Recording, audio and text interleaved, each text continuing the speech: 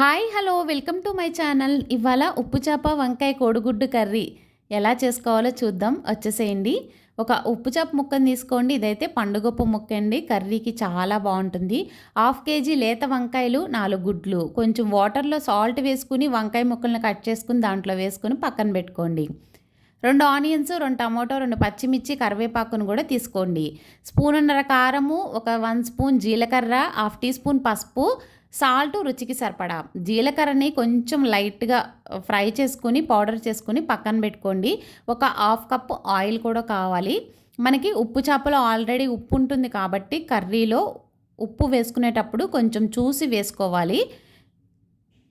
ఇవైతే కొంచెం గోరువెచ్చని నీళ్ళల్లో శుభ్రంగా కడుక్కొని పక్కన పెట్టుకోండి. స్టవ్ ఆన్ చేసుకుని బాండీ పెట్టుకుని ఒక గరిట ఆయిల్ వేసుకుని మనం తీసుకున్న ఉప్పు చేపనైతే కొంచెం ఫ్రై చేసి తీసుకోవడం వల్ల ముక్క అనేది కరిగిపోకుండా చెదిరిపోకుండా కర్రీలో వేసినప్పుడు అట్లాగే ఉంటుంది. టేస్ట్ కూడా చాలా బాగుంటుంది.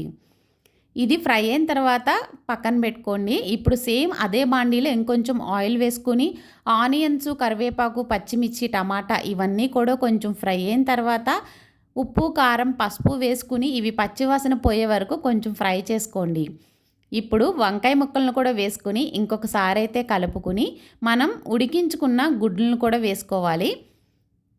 ఇంకొకసారి మిక్స్ చేసుకున్న తర్వాత మూత పెట్టుకోండి. ఒక 5 మినిట్స్ నూనెలో వంకాయలు మంచిగా మగ్గి రుచి చాలా బాగుంటుంది.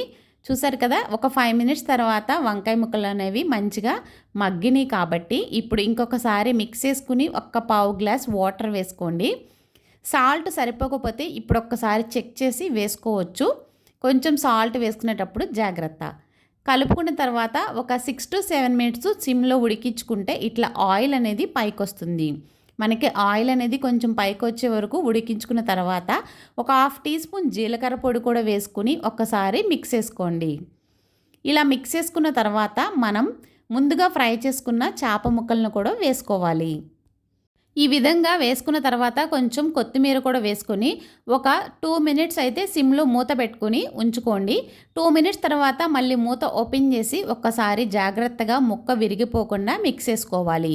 ఇట్లా మిక్స్ చేసుకుని ఒక 1 మినిట్ తర్వాత స్టవ్ ఆఫ్ చేసుకుంటే ఎంతో టేస్టీగా ఉండే ఉప్పు చేప వంకాయ కోడిగుడ్డు కర్రీ రెడీ అయిపోతుందండి. వేడి వేడి అన్నంలో వేసుకుని తింటే చాలా బాగుంటుంది. ఒక్కసారి మీరు కూడా ట్రై చేయండి. Thank you.